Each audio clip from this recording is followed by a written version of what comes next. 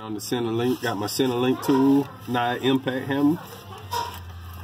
Like I say, man, my video, I ain't really showing you how to do nothing. It's mostly for advertising purposes. If you want to follow, subscribe, you can. So let's see what it do, man. It been on here since 1969, so I don't know if it's gonna come off without heating it up, but I'm gonna try it out. Get real loud.